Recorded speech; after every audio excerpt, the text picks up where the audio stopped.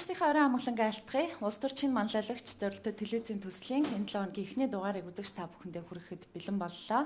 За өнөөдрийн нэвтрүүлгээ бид ярилцлага хэлбэрээр үзэгч та бүхэндээ хүргэх гэж байна. За манай төслийн оролцогчид өөрсдөө урилгаар улс төр нийгмийн эдийн засаг, бизнесийн салбарын манлайлагч, лидер хүмүүсийг урьж түүний төлөөлөн байгаа салбарын хөгжлийн асуудлаар ярилцдаг юм уламжлалтай.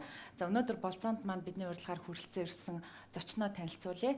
Монгол Улсын засгийн газрын гишүүн, хууль зүйн сайд Дамбин Дорилгожав хүрэлцэн ирлээ. Танд урилгын маань хүлээн авч хүрэлцэн ирсэнд баярлалаа. За баярлалаа. Тэгээ мэдээж өнөөдөр нэвтрүүлгийн маань хамтран хөтлөгч Эрдэнэлт, за мэдээж төслийн шилдэг 30 оролцогч маань хүрэлцэн ирсэн байна. За ингээд зочиндоо эхний асуултыг мэдээж миний хувьд хөтлөгчийн зүгээс тавих нь зүүн хэрэг бах. Салбарын сайдын ажлыг аваад бол удаагүй байна. Гэхдээ энэ салбар таны хувьд бол цоо шин биш, өөрөө хуульч хүн. Тэгээ ер нь энэ салбарын их том галтхойг толгойлж явж исэн хүний хувьд бол хууль зүйн яаман даяарад ажилтаа танилцсан гэсэн цаг хугацаанд бол бас нэг хэд имэ цаг үрээгүй байх гэж миний хувьд бодож байна. Тэгээ хамгийн түрүүнд барьж авсан ажил нь юу вэ гэдгээс яриагаа эхлэе. Хамгийн түрүү танилцаас л эхэлнэ л дээ. Хууль зүйн яамны харьяа 8-9 агаатлаг газрууд байдаг. Тэгээд тэр бүхэн дээр явж байгаа ажил хэвээ явж гин үү, тулгамж байгаа асуудал юу байна. Тэгээд салбарын хүмүүсээс мэдээлэл авах. Тэгээд их хурлд засгийн газарт оруулах ёстой хуулиуд юу болж байна. Хэдэн боловсруулагдсан, хэдэн боловсруулагдаагүй. Гэх мэтээр яг л тулгамдсан асуудлуудаас л танилцж тэгээд ажлынхаа дистракт эндээс харж тогтоож хамгийн гол зорилтоо эхэлж тодорхойлох, ингэж хүмүүсээ үүргэжүүлэх, чиглэлөх энэ зэрэгс л ажил эхэлж байгаа да. Төлөвлөж дараагаас нэг юм асуух чинь л та. Юу гэхээр манай залуучууд бол 22-оос төчнөөс залуучууд байгаа. Тэгээд өнөөдөр бас мэдээж таны бас хууль зүйн платформын хажуугаар бас хувь хүний чинь талаар манай залуучууд бас нэх ер нь улс төрчийн хувьд ямар зарчимтай байх ёстой талаар бас нэлээд өргөн асуудлуудыг асуухах гэж бодож байна. Та бол одоо тэмээн дээрээс улсынхаа хилийг хамгаалж ирсэн цэрэг байсан хүн. Одоо энэ залуучуудын заримаас нь залуу байхдаа та 30 настай байхдаа Монгол Улсын шадар сайдын албыг хасч ирсэн. Дээрээс нь та бол өсгөлөнд оролцоод нөгөө 20 хэдэн жилийн өмнө энэ жил чинь 25 жилийн ой гэдэг хар цагаан зургууд нь ингээд эртний арчлын арсан хувьслын зургуудаар таны зургууд их байдаг л та. Тэр дотор залуусыг бүү басамжил гэдэг ийм одоо бидний хэлдгээр банер буюу тухайн үедээ нөгөө сардмал цагаан даавн дээр биччихсэн тийм урайлалсан барьсан хүмүүс их харагдчихсан. Манай улс төрчийн манлайлагч зорилт төсөлд орж байгаа залуучуудад бас хүмүүс хатууч үг хэлдэг, дэмжиж үг хэлдэг, олон төрлийн үг хэлж байгаа. Тэрнээс энэ залуучууд юу гэдгийг телевизийн төслөөр манлайлагч төрдгүү гэсэн тийм хандлагууд байдаг. Энэ дээр та хэлэхгүй ер нь залуучуудад дэмжих нь зөв юм уу, буруу юм уу? Та өөрөө залуу байхдаа бас Монгол Улсын төлөө зүтгэж явсан хүний хувьд энэ тал дээр та байр суурь хэлэхгүй. Тэгэхээр хамгийн гол нь хүн өөрөө уршаа явах хэвээр, өөрөө гарч ирэх хэвээр юм байна. Мэдээж хэрэг хүн төрлөختөн эргээ харах залуучуудаа дэмжиж, өөрийнхөө мэдэж чадаж авсан энэ хүмүүс дутагдах хэвээр гэж үзсэн юм а тэднээсээ үлдээж дэмжих нь бол жамын ийм зүйл юм. Ер нь бол телевизээр ч юм уу ч нэг хэлбэр шүү дээ. Одоо хүн чинь манлайлагч гэдэг чинь миний ойлгож байгаагаар бол хүлээн зөвшөөрөгдөх гэсэн утгатай адилхан юм. Хүлээн зөвшөөрөгдөх. Салбартаа, улс төрд, нийгэмд, хамт олондоо, ах эгчтэй, аав ээжтэй хүлээн зөвшөөрөгдөх. Энд итгэж болно, энд найдаж болно, энд чадна гэж. 22 таач бай, 42 таач бай. Хүн болвол эхлээд өөрийгөө хүлээн зөвшөөрөх ёстой. Өөрөөсөө даваад бусд хүнийг сургаач гэдэг юм уу?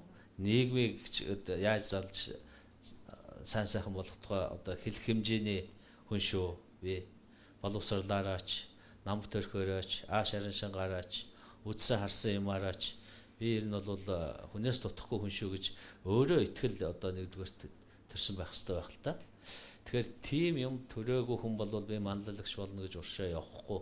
Зүгээр бид бол нэг зүйлийг харин анхаарах хэрэгтэй гэж би боддог. Тэр үгтэй зэрэг яг орчин үеийн энэ барууны маягийн нийгэм дотор бол залуу лидерүүд гэдэг юм уу манлайлагч нар төрж байгаа үйл явцыг манайхан жаахан хэлбэрдэх гэж хэд хуулж авч тодрох таваах гэдэг ч юм уу ийм хандлага бол манай дотор байгаа юм.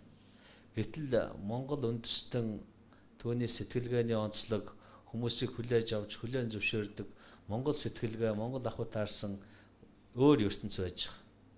Тэгэхээр энийг мэдэрч чадаагүй залуу болвол хичнээн одоо өсрөөд цойлоод гараа өргөөд би байна шүү гэж ойрлоод болвол энэ Монголын ард түмэн тэр болгоныг хүлээж авахгүй. Монголд чинь хоёр өөр ертөнц үүсэж байна л да. Нэг хэсэг нь бол яг орчин үеийн энэ барууны амьдралыг дагсан, энийг ойлгосон, ийм маягаар амьдардаг, тийм маягаар ярьдаг, сэтгэдэг нэг хэсэг хот маягийн. А нөгөө хэсэг нь нүүдэлчин юм уу орон нутагт амьдардаг Монголын уламжил соёл сэтгэлгээнд илүү ойрхон нэг хэсэг хүмүүс. Тэгэхээр Монголыг авч явах ирээдүйн лидер гэдэг бол миний ойлголтоор бол аль алигаа таньсан, мэдэрсэн ийм хүн байж ижил лидер бол. Надад бол тийм эвгүй явдал тохиолдож л байсан. Намын одоо ерөнхийлөгчийн сунгааны үеэр яг цагаан сар таарсан. Тэгээд битүүний орой айлд очоод нэр дэвшигч маань одоо тэр Монгол ёс заншлаар хүмүүс танд чадаагүй. Одоо хажуунаас нь бид нар эвгүй байдалд орох жишээтэй. Тэр хүний буруу биш, хот газар төрж өссөн тийм хүн. Тэгээд тэр байж байгаа, хийж байгаа юм бүх юм нь бол ингээд нэг гадны гадаад хүн шиг.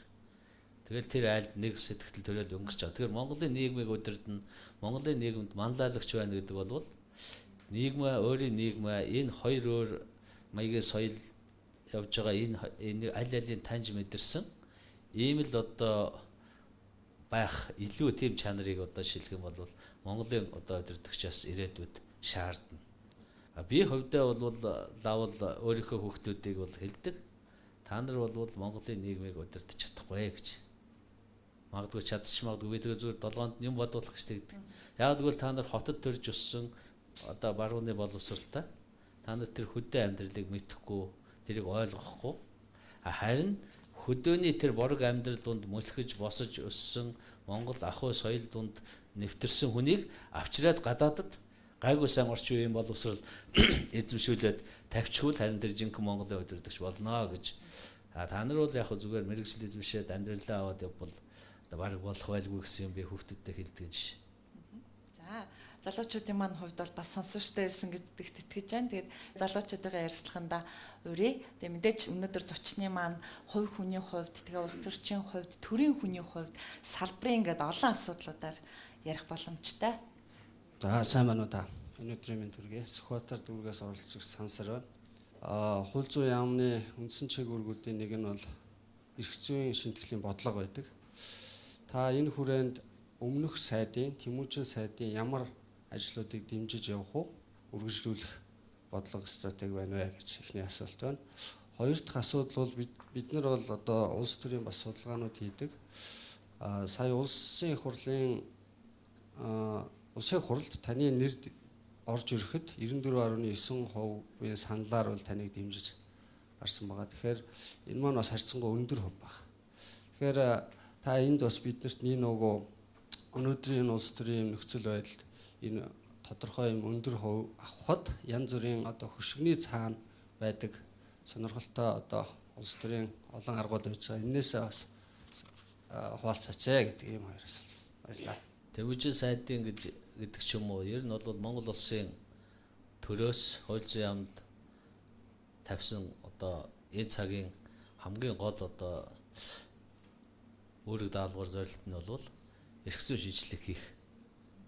Энэ шинжилгээ чимээг бол цаг үргэлж байнга хийгээд ингээ бужигнаад байдаг зүйл биш л дээ. Ийм томоохон хэмжээний шинтгэл бол тухайн нийгмийнхаа одоо нийгэм эдийн засгийн улс төрд гарсан томоохон өөрчлөлтөд дагаж хийгддэг ийм зүйл. Тэгэхээр ийм шаардлага байна гэдгийг Монголын төр тодорхойлсон. Энэ өөрчлөлтийг хийх ёстой. Энэ иж бүрэн шинжтэй үйл ажиллагаа байх ёстой. Энэ шинжилгээг үргэлжлүүлэн шинжил зогсохсгүй. Тэгэхээр хүмүүс бол нэг хоёр хүнийг хэрэлдүүлээд энэний зөв буруу тэр нь явах ёстой, энийг зогсоож ийн гэсэн юм яриад байгаа. Ерөөсөө тийм байхгүй. Шинжил хийгдэх ёстой. Шинжил хийхдээ хийхин тулд биш. Хийсэн хойноо хэрэглэгч аргагүй байх, чаргагүй үр дүнгүй өгөхгүй байхсан.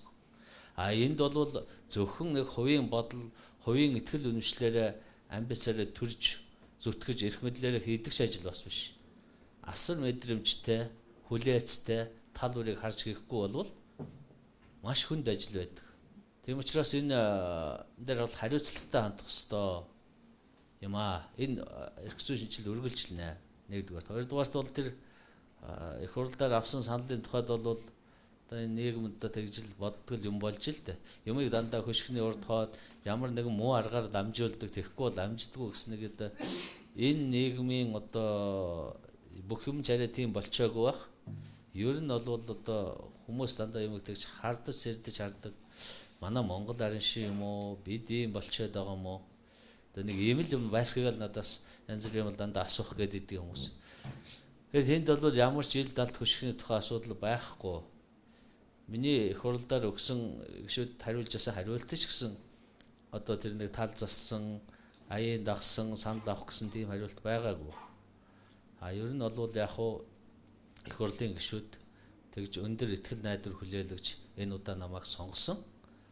Энэ их том ихтгэл найдвар хүлээлгэсэн л гэж харж байгаа. Яг тэгэхээр энэ салбараар болохгүй янз бүрийн одоо маргаан зөрчил бүр намынхаа одоо маргааныг орхиод цэвэр мэрэгжлийн хүртэл одоо маргаан болцсон. Одоо зарим нь бол одоо яах юм бэ одоо энэ чинь задлаа хийчихсэн юу шиг болчлоо штэ гэсэн ийм мэрэгжлийн зовнил байсан. Тэгээ энэ хүмүүс бол найдсан байх, итгэсэн байх. Энийг энэ нэг зэгцэлж өгөх юм болов уу гэж бодсон байх л гэж бодож байна.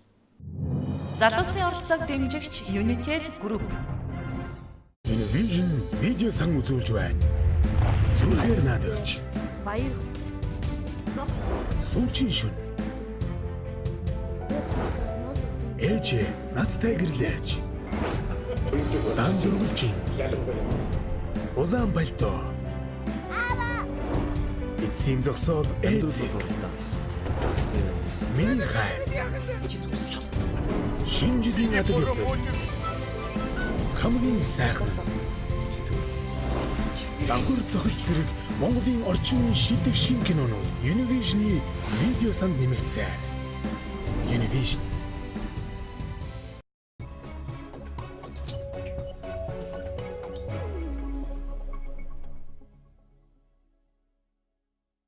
Хуулийн асуултаас илүү энгийн иргэний байр сууриас би бас асуулт тавья гэж бодож байна л да. Тэгэхээр одоо дийлэнх иргэд маань боддог зүйл маань юу гэхээр хууль маань энгийн иргэдэд одоо шийтгэлч юм иймэрхүү нүүлчтэйгээр нэ өндөр албан тушаалтай хүмүүст болохоор тэр хууль үйлчлэхгүй байна ч гэдэг юм уу ийм ойлголт маш их байдаг.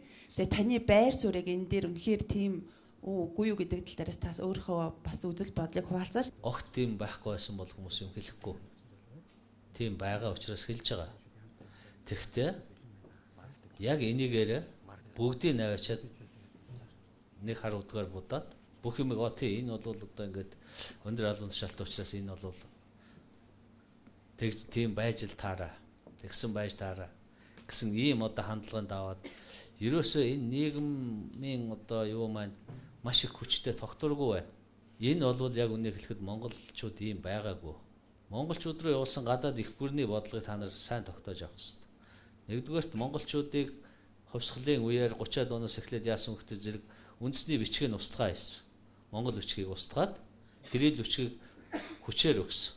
Та нар бичих үсгээ соль барил дээр соёл ав гэхэд нь манай тэр үеийн шахаад ороод арга юу латин үсгийг авч хэрэгэлсэн латин үсгээр сонин гаргаад анхны комиссын дарга зэдэн болгоо байсан. 2 жилийн дараа Оросоос дахиад хүмүүс ирээд та нар энэ Кирилл үсгийг л авалдаа гэдэг шахаад ингээд одоо Кирилл бичгийг авсан. Ингээд одоо бичих үсэг нь байхгүй.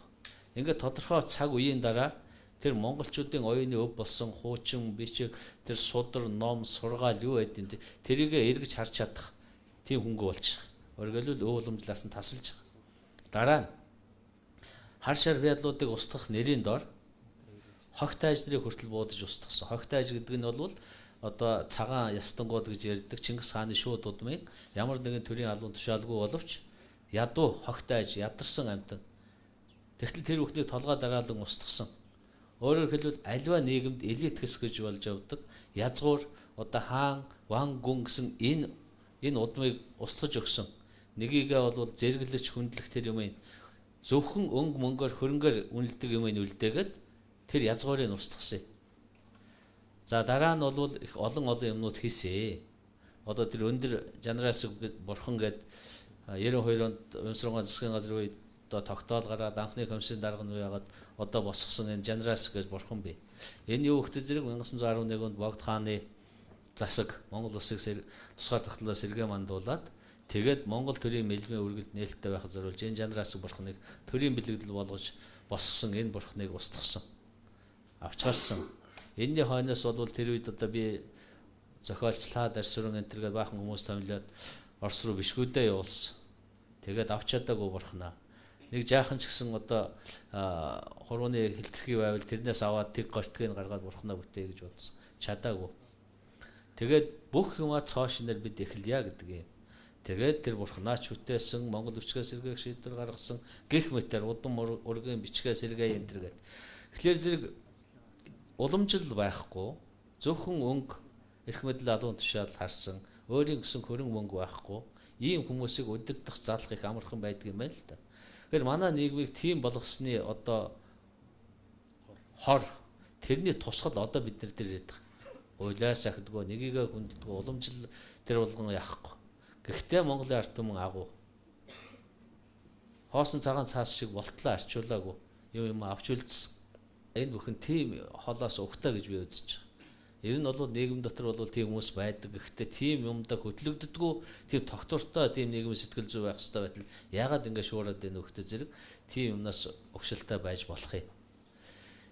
Гэхдээ одоо яах вэ?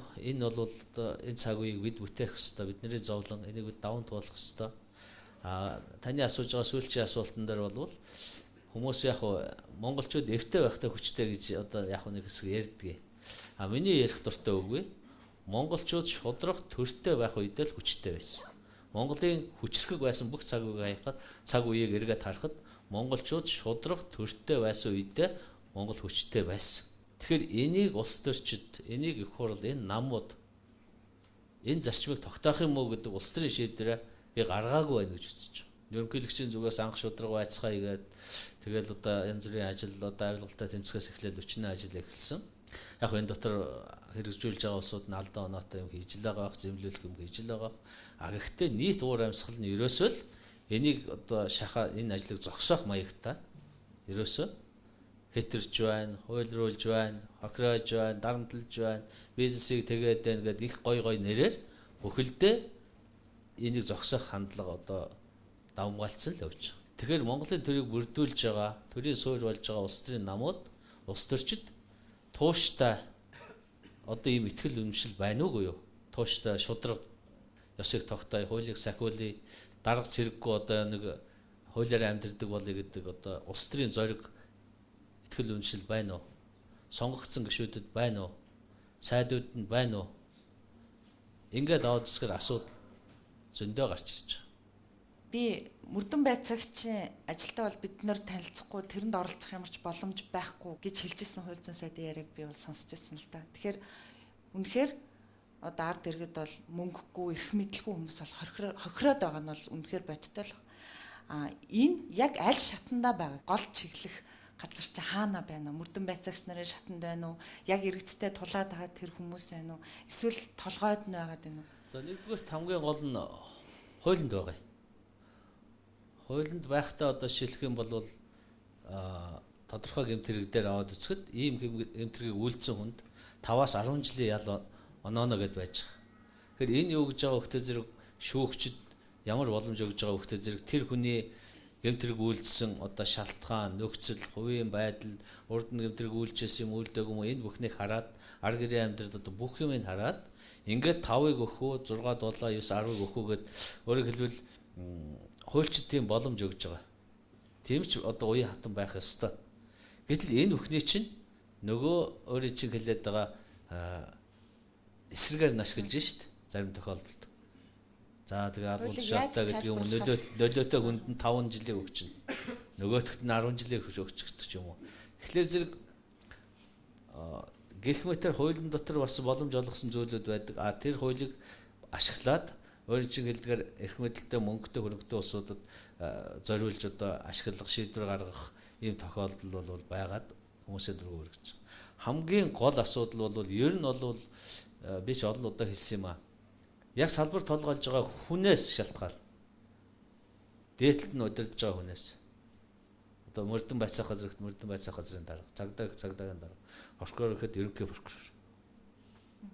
Тэрийг бол мэргэжлийн хувьд харж чадж байгаа байхгүй бид нар чинь.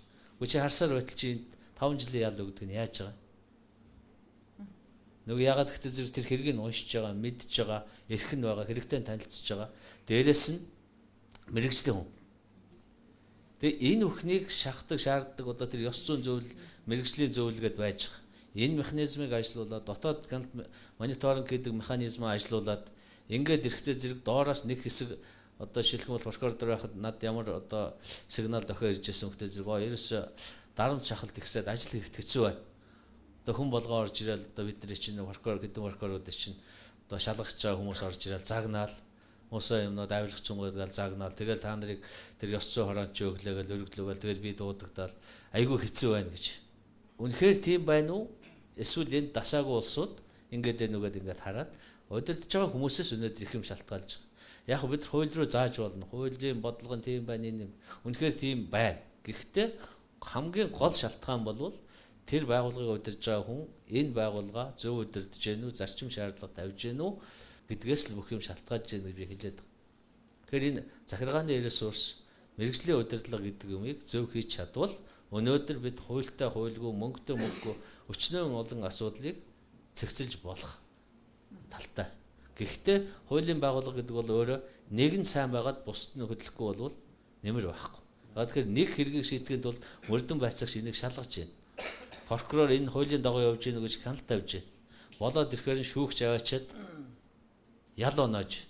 Оноос ялыг нөгөө шүүхийг шийдвэрлэх газар хэрэгжүүлээд явж. Ялыг нийтлүүлээд. Тэгэхээр энэ байгууллагууд бүгд синхрон нэгэн зэрэг одоо тэн дээр тийм хандлагатай байж зорилготой байх юм бол энэ ажил болно. Тэмгүй болвол үгүй. Хоорондоо тийм ч одоо шинж тэмдгээд нэг бурууга нэг рүүгээ чигтэх. Танаа мөрдөн байцаагч тэгээд байсан шүү дээ. Танаа прокурор ингэсэн шүү дээ. За шүүгч ингэж байна гэдэг хоорондоо тэгээд иргэд дээрээс ойлгохоо очдөг. Хинийх нь буруу зөв юу болоод байгаа. Гэтэл тэр дээр нь удирч байгаа хүн дээр тас цогтөг салбарын явцуу бодлого байхгүй өөрийнх нь хүн буруу байвал буруу гэдгийг хэлээд арга хэмжээг нь авдаг. Ийм л байж ич өнөөдөр юм цэгцрэх юм байна. Залуусын оролцоог дэмжигч Unitel Group. Ерөнхий ивент тэтгэгч яг одоо яг эндээс Pepsi брэнд. Ерөнхий ивент тэтгэгч хөгжилд хүргэх Монголын жигүүр Хүннүү Air. Ивент тэтгэгч цэвэр агаарт эрүүл амьдарцгаая шин налайх хороолол. Ивент тэтгэгч дэлхийд танигдсан Монгол брэнд Говь. Univision видео сан үзүүлж байна. Зүрхээр наадагч. Баяр. Сүүлчийн шүн. Ээжээ надтай гэрлээч. Улаан дөрвөлжин. Улаан пальто. Эцсийн зогсоол эцэг. Миний хай. Шинжлэлийн адил явдал. Хамгийн сайхан. Дангур цогц зэрэг Монголын орчин үеийн шилдэг шин кинонууд Univision-ы видео санд нэмэгдсэн. Univision.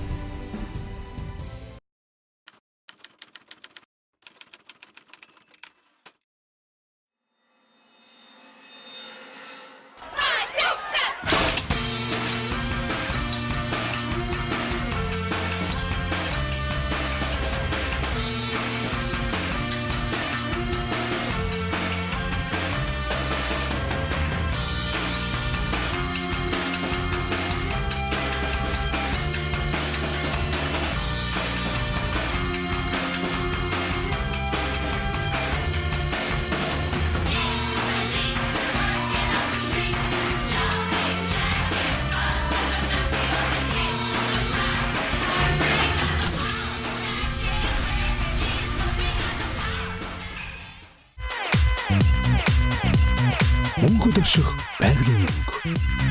Намруулийн шин загварууд худалдаанд гарлаа.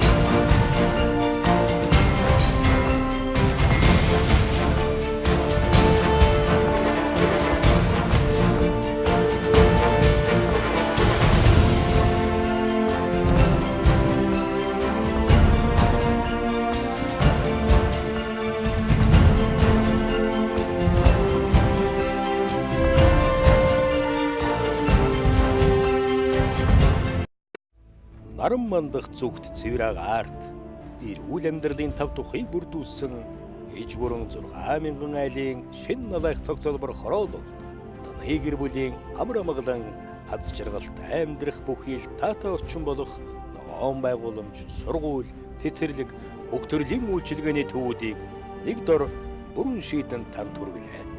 Цэврэг арт эрүүл амьдарцгаая. Тэлмэн констракшн шин налайх хороолол. Univision видео сан үзүүлж байна. Зүрхээр наадагч. Баяр. Сүүлчийн шүн. Ээж надтай гэрлээч. Сан дөрвөлжин. Улаан пальто. Эцсийн зогсоол ээцэг. Миний хай.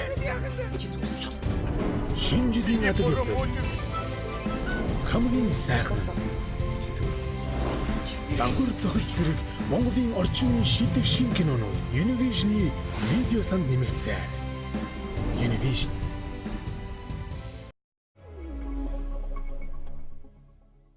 Сайн байна уу? Сүхбаатар дүргээс оролцож байгаа Гүнсэн гэж хүн байна. Одоо бид нар бүгдээрээ ингээ улс төрчд болох гэж хичээж байгаа, дүнгиж гараагаа эхэлж байгаа залуучууд байна тийм ээ. Тэгэхэд одоо надад өөр тохиолдод байгаа байхгүй заримдаа яг нэг хувь хүний одоо субъектив чанар тэгээд яг прагматик одоо дүн шинжилгээ гаргах чадвар гэж байгаа тийм. Энэ хоёрыг та яаж хэрэгжүүлж ирсэн бэ? Одоо дорилгож жав гэдэг хүн одоо ээж аваас нь өгсөн гой хүмүүжилтэй тэрийг таны ажил дээр хэр зэрэг тусч гардаг вэ? Эсвэл та тэрийг тас хумаад цэвэр рационал үүднээс хандах тийм тохиолдлууд гардаггүй.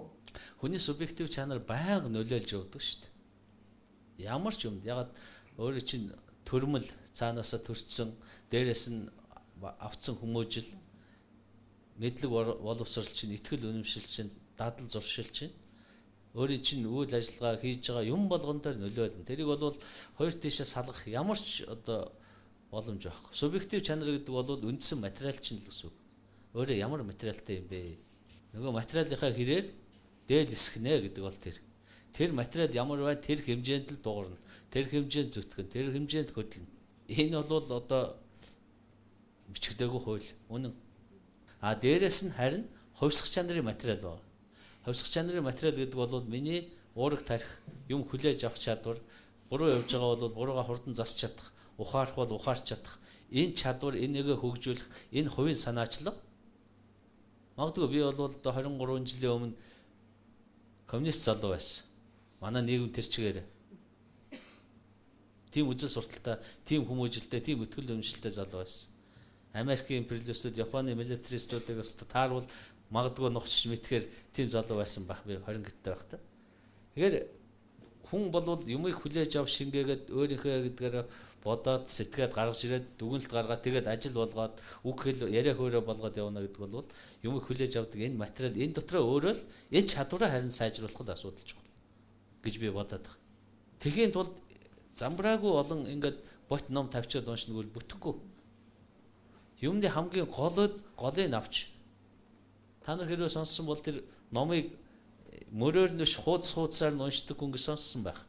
Хуудасаар. Тэр бол ерөөсөө юмыг тэгж харж чаддаг. Номын гарчгийг хараад энэ дотроос гүйлгээд хэрэгтэй юм а тогтоож харж чаддаг. Тиймгүй бол эргүүлээд ингээд тэр номыг 15 минутын дотор дуусгаад ерөнхийдөө энэ юу хэлсэн юм бэ? Шинэ юм байна уу, хуучин юм байна уу гэд дэс юм авах чадвар. Тэр бол энэ өөрийгөө хөгжүүлсэн энэ чадвартай холбоотой. Тийм учраас хувьсах тэр одоо материалаа, хувьсаж чаддаг материалаа чадваржуулах одоо хэрэгтэй. Танаас хоёр давчгаа асуулт асуусан. Нэгдүгээр эдийн засгийн хэмнэлтийн талаар одоо бүгдээр доргоо ярьж байгаа энэ үед үнэхээр яг одоо яриад байгаа шиг яамдуудын том тэрэгнүүдийг жижиг болгох эсвэл одоо хүмүүсийн тоог цөөснөөр эдийн засгийн хэмнэлт яг боддоор нэгт байх уугүй юу гэдэг. Сайдын хувьд бол яг тодорхой хариулт бас нэгт өгөөч. Хоёрдугаарт нь та сүүлийн 20 гаруй жил улс төрөөр одоо явсан энэ хүний хувьд бол өөрийн хувьд гарч ирсэн хамгийн том одоо алдаатай шийдвэрүүд юу байсан бэ? Бид нар одоо олд амжилтыг их ярьлаа. Таны хувьд одоо яг одоо би тэр үед нэг ингээд нэг алдсан юм а гэдэг зүйл яриул залуус бидэрт болоод их хэрэгтэй сургамжтай байна л да. За баярлалаа. Асуудалд ижүүрэн ингээд дүгнэлтгээж хандах хандлага үзэгдлэр одоо хүний сэтгэл зүгээр тоглох гэсэн ийм хоёр юм байгаа.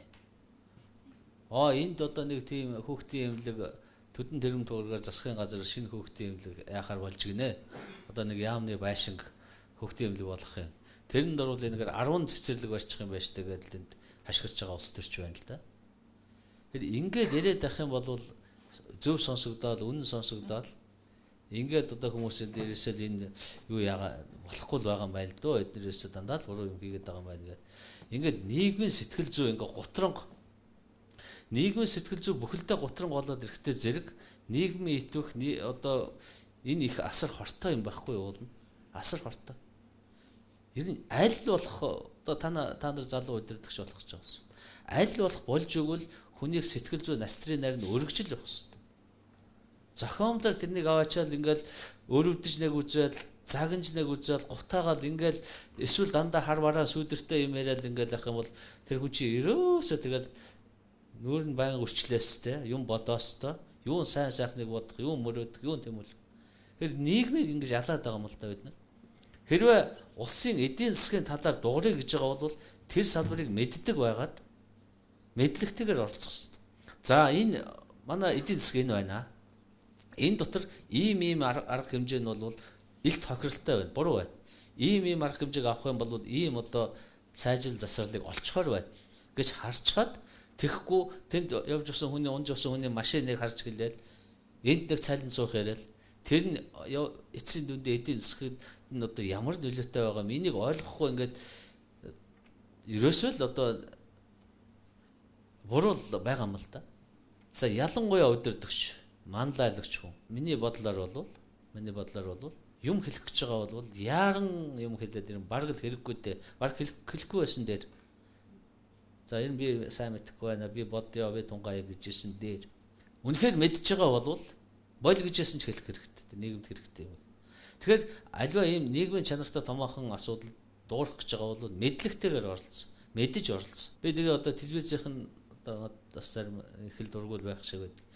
Би уулзаад энэ сэтгүүлч, сурвалжлагч нар эдвэст хэлдэг. Ирээд хүнтэй ярилцлага хийх гин ямар ч бэлтгэл байхгүй. Ярих гэж байгаа сэдвийн талаар өөрөө ойлголт байхгүй тэр сурвалжлагч. Тэгэл ирээл асуудаг хэдэн ховж хэрүүл асуугаад ерөөсөө салж өгөхгүй. Би тэгээд энэ одоо хэвлэл мэдээлэлээс хол яваад идэг учраас тэр.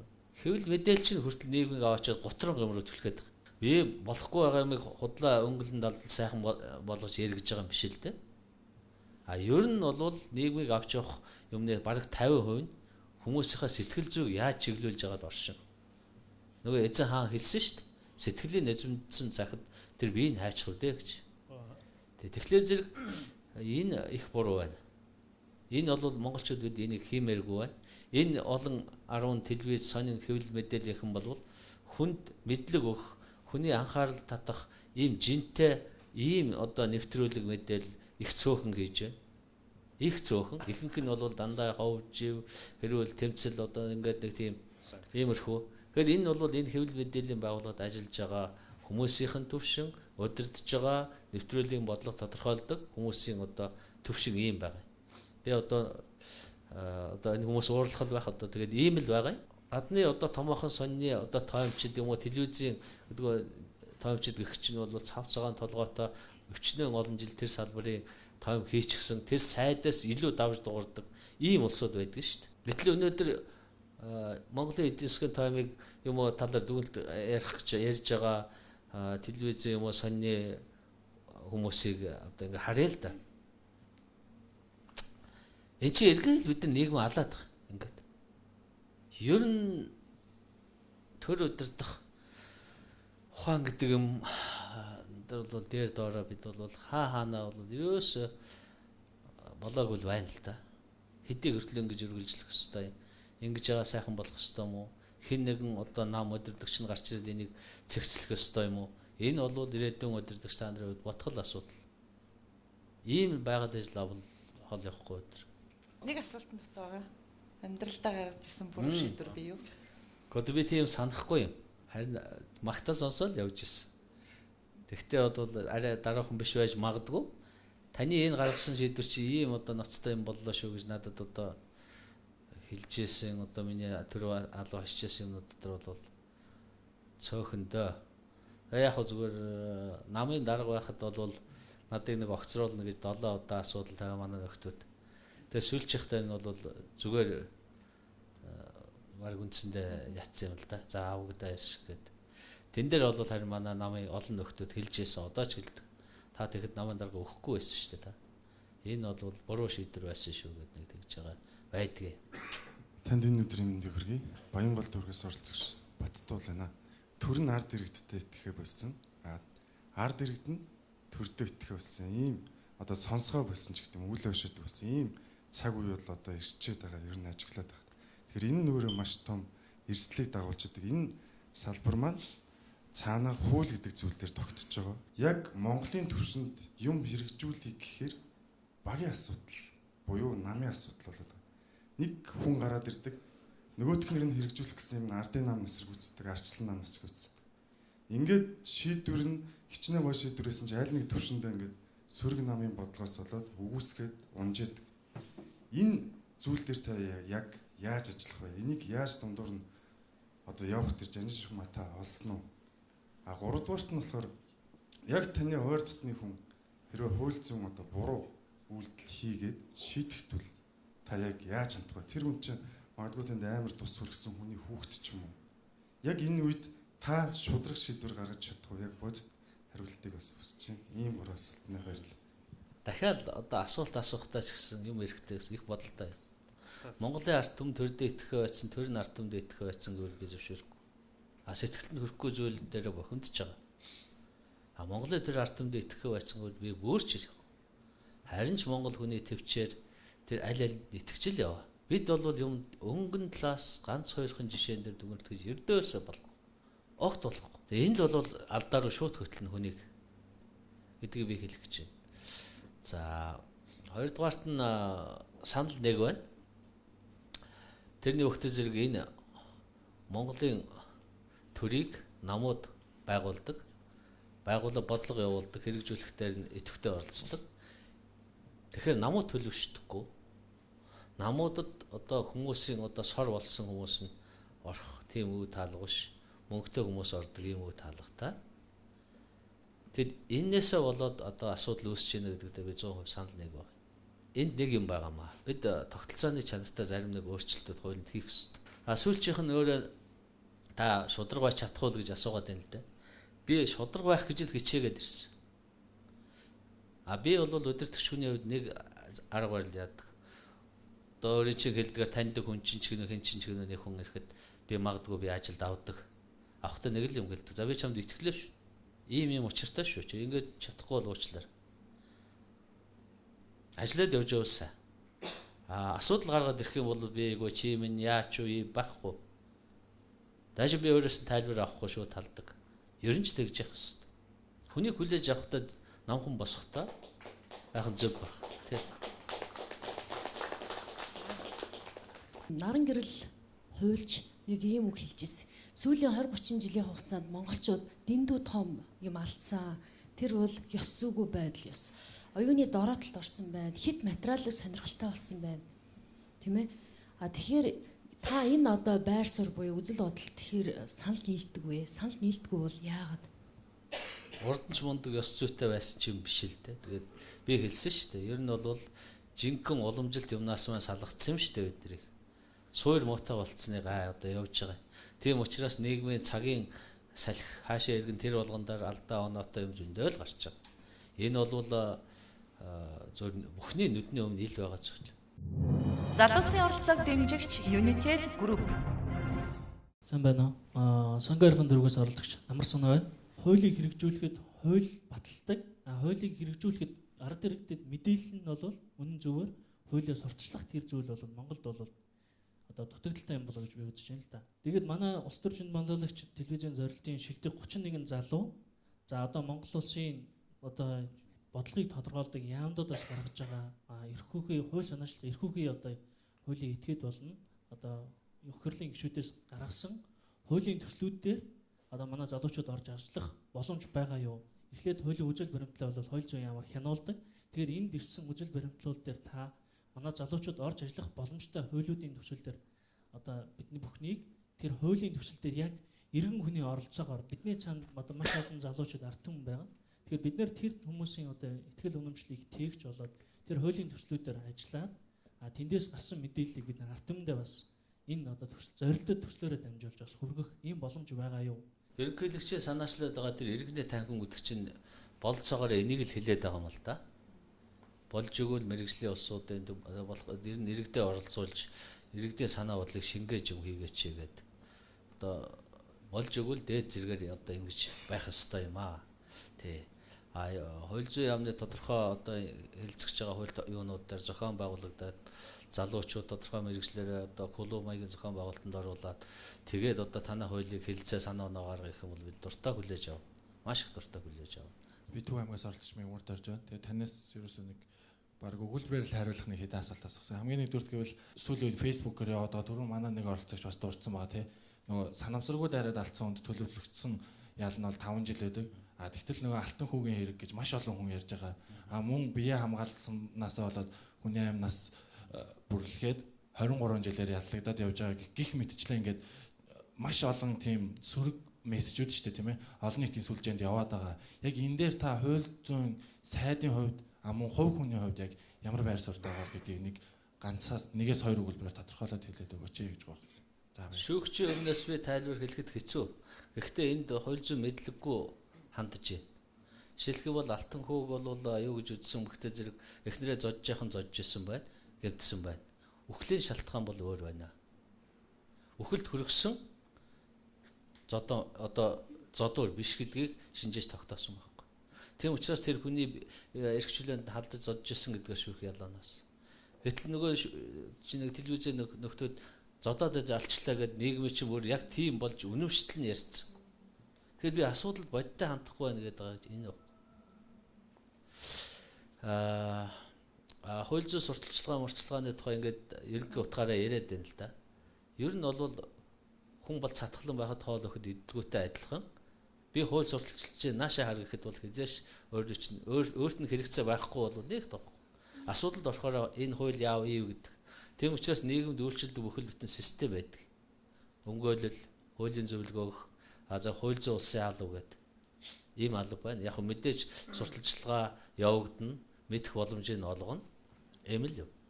23 жилийн өмнөөс одоо шадар сайд улсаас эхлээд өнөөг хүртэлх одоо төрийн албанд, төрийн удирдах албанд таны яг баримталж ирсэн гол зарчим юу вэ? Ер нь төрийн хүн ямар зарчим барьж ажиллах ёстой? Төрийн үүсэд хар уруу санаж болох. Хувийн атгах санаагаар хандж болох. Төрийн энэ эрх мэдлийг над өгсөн юм бодвч би өөртөө ашигтайгаар атгах санаагаар ашиглах. Энэ бол миний одоо их эцэг багаас авсан хүмүүжил. Яагад гэвэл төрийн үйлс гэдэг чинь төмний үйлс байдаг. Олон хүний хувь заяа, олон хүний итгэл үнэмшил шингэсэн юм байдаг. Энд хар уруу санаагаар, хүйтэн санаагаар хандах юм бол үйлс чинь бүтдэггүй гэж. Ийм учраас өөрөө мэддэг ч мэддэггүй ч төрийн төлөө би зүтгэж байгаа шүү. Энэ олон түмний төлөө би хийгээд байгаа шүү гэж өөрийгөө тэргээр зэнгэж, өөрөө тэргээр итгэл үнэмшил болгож гаргасан шийдвэр чинь алдаатаач байж болно, оноотаач байж болно, сэтгэл чинь л зөв байх хэрэгтэй. Эрдэс. Увс аймагаас оролцогч Дашцэн үг байна. Танд ажлын амжилт хүсье. Би баг ухаанд орсноос хойш та бол улс төрд байсан. Одоо ч улс төрд бас өндөр албан тушаал хашаа явж байна. Тэр анх яаж яагаад улс төрд орсон бэ? Тэр түүхээсээ яг уулзахгүй юу? Яаж анх улс төрд орсон бэ? Хувь заяа гэж юу байдгийг гэж нэг хүнээс асуусан юм лээ. Тэгсэн чинь дургу хүнийг чирээд явдаг, дуртай хүнийг дагуулад явдаг нэг үзэгддэггүй нэг юм байдаг юм аа гэж. Хувь заяа. Энэ бол хувь заяа. За яхан тодруулж ярих юм бол миний одоо залуу хүүхэд байхдаа тогтож яасан итгэл үнэмшил бүрлдсэн тэр чанар нөлөөлсөн. Яг л би Монголын түүхийг маш их сонирхдаг байсан. Асар их сонирхдаг. Зарим нь эмгэнэж би хүлээж авдаг байсан. Тэгэл энэ бүхэн маань улс төрлөө надыг хүчээр хөдөлж орж ирсэн. Яахаараа бид юм байд. Яахаараа энэ тэнэг хаанууд нь ингэчдэг. Яа ингээд ийм том байс улс чи юу болчихоо одоо гэд ингээд хүүхдийн юунаас эхлээл тэгэл түүхийг сонирхоод явсаар байгаа л тэгэл улс төрлөө орох л одоо гол юм болоо явцсан да. Биднэрт одоо хандаж одоо ямар одоо зүйлийг одоо захиж хэлэх вэ? Манлайлагч болохын тулд ааш харин шин үг яриа хувцас форм өмсөх өс зүсээ янзлахаас эхэлнэ. За дээрээс нь цаашаа явах юм бол боловсрал мэдлэгтэй байна. Том улс төрд орох гэж байгаа юм бол хуульч, эдийн засагч, улс төр, политолог гэж ярьдаг. Энэ шинжлэх ухааны суурь зарчмыг заавал мэддэг, эзэмшсэн байх хэрэгтэй. Ингэж ээж бүрэн хэмжээгээр нийгмийн амьдрал дүгнэлт хийж тэнд тодорхой шийдэл дүгнэлтэйгээр оролцож чадна. Тэгэхгүй ингээд өнгөн харагдсан юмныхаа юун дээр ярьдаг тийм бол улс төрчч биш, удирдагч биш, зүгээр л өмөлөгч. Тэгээд хамгийн гол том философи нь бол Монголын бие засаад гэрээ засаад төрөө зас. Энийг задлах юм бол хэдэн цагийн лекц болно шүү. Би нэг нэртэй нийтлэлчин ярилцлагаас уншижсэн юм л да. Өнөөдөр тогтолцоор үржихэд байгаа өнөөгийн нийгмийн болохгүй байгаа зүйлийг миний үеийнхэн одоо үеэ илээж дуусны дараа л цэвэршнэ гэж ярьж ирснийг сонссон. Тэгсэн одоо яг өнөөдрийн нийгэмд энэ хариуцлагагүй байгаа бүх зүйлийг харж, уншиж, сонсож, мэдэрч өсөж байгаа залуу үе чинь ирээдүйд энэ улсаар нэг авч явхад хэр зөв төлөвшөх юм бол та энэ дээр юу гэж бодож байна? Гэхдээ үндэстэн гэж агуу юм байна лээ. Яагаад гэвэл тэр би хэлсэн шүү дээ 30-аад оноос эхлээд Монголын нийгмийг арчих гэж оролдсон, алга болох гэж оролдсон. Гэтэл хаа нэгтгээс нэг хүүхэд гараал ирдэг байхгүй. Нэг мундаг эрдэмтэн гараал ирдэг. Тэрийгэ мэдсэн хүн гараал ирдэг. Зөв бүх үндэстэн тийм байдаг бах. Тэрэн дотроо Монгол хүн гэдэг чинь өөр шүү. Би бол итгэж байна. Нийгэм одоо бүхэлдээ тийм байлж гисэн. Тэднийг гэгэрүүлэх, тэднийг ойлгуулах, аваад явах тийм хүн төрнөө. Тийм хүмүүс олноор төрнө. Одоо ингээл энэ Олимпийн авраг гэл ингээл харал да. Энд эндээс багсаагаад гарч ирж шít. Тэрэн шиг ийм нийгмийг манлаасан ч ирсэн удирц улсууд гарч ирнэ. Тэгээ нэг хэсэг нь тэгэл арталтын янз янзын юм яриад явж лээдэг юм байгаа үз. Би энэ бол итгэлтэй байгаа. Яагаад гэвэл бид нэг л юм гол итгэхийн учир өгөхтэй зэрэг бид Монгол хүнийг сэтгэлгээг нь хашаанаас аваа хийцэн. Ингэж ярьж болохгүй, тэгж болохгүй гэжсэн бүх юм аваа хийцэн. Задгаа тавьчихсан. Энэ дотроос сайн ч юм гарна, муу ч юм гарна.